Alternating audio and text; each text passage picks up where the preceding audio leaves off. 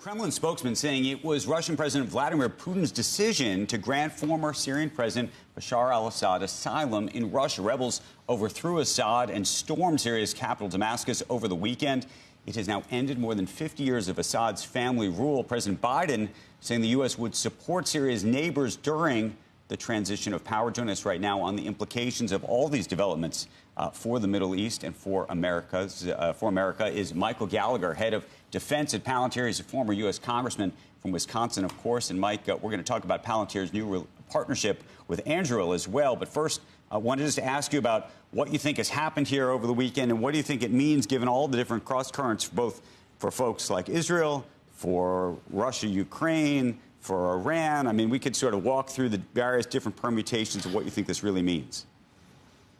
Well, the good news is the Iranian axis of resistance is dying. The Syrian hub of that resistance is gone. The Lebanese hub, Hezbollah, is dying on the vine. And now, without a land bridge, Iran can't resupply Hezbollah. Without the Russian naval base in Tartus, things get even harder. So I think we can say that the Shia crescent has broken. Iran is extremely weak. They also have no air defense, so they're afraid.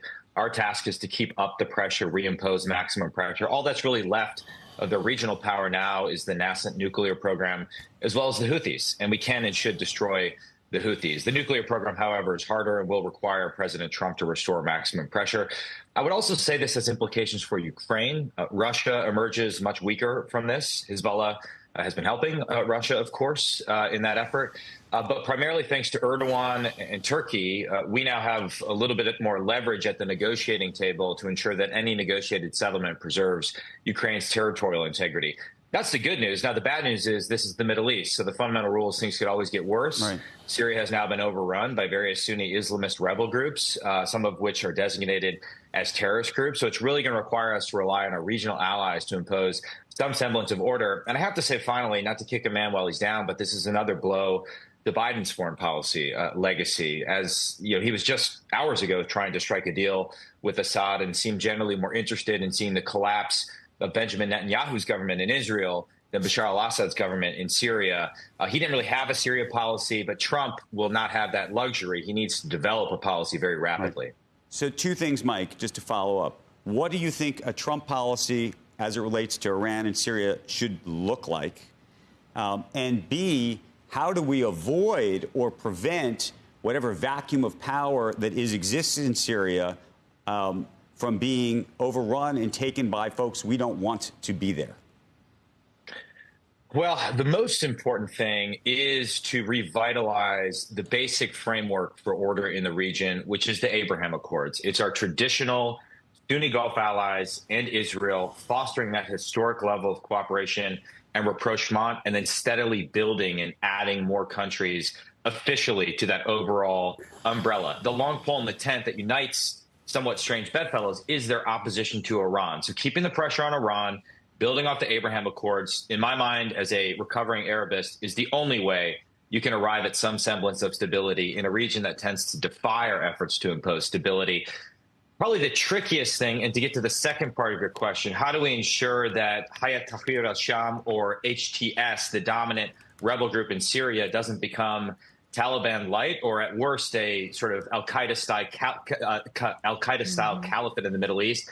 There we're going to have a more cooperative relationship with Turkey. I get that that's unpalatable to some people, but they are a dominant player in the region. They're the primary patron of HTS. And so finding a way to bring Turkey back into a regional architecture is the ultimate realpolitik going forward. Hey, Mike, let's talk about this Anduril partnership, but I also want to sort of mix in there this idea of the DoD budget and what you think long-term can be done as folks like Elon Musk and Vivek Ramaswamy using Doge try to actually look at the costs of our defense budget. Well, first, I would say having Elon and Vivek take a look at DoD and all federal agencies is incredibly good news. It gets me excited. I think that entrepreneurship, that demand for accountability from the American people, channeled through some of America's most innovative minds, is healthy. When it comes to DoD, I think we know we're wasting a ton of money on so-called tail efforts. The largest branch of the military is DoD civilians. And the promise of AI in general, or AI in particular and software in general, is that you can automate a lot of that to reinvest in your tooth. And so that's what I'm mostly excited about. You now have Anduril and Palantir, my company, two of America's most innovative and biggest non-traditional defense companies, combining forces in order to deliver a quantum AI leap for the warfighter today. This is like America's AI Avengers coming together to do in a matter of months what would otherwise take us a decade to do. The time is over for innovation theater. We need to demand results right now. And when it comes to the DoD budget, particularly on AI spending is a joke. About 0.2% of the budget goes to AI. If you just increase that to 2%, it's still not a big amount of money in the grand scheme of things, but it could have a transformative effect on the battlefield in terms of our ability to deter our enemies and, if necessary, destroy them in combat.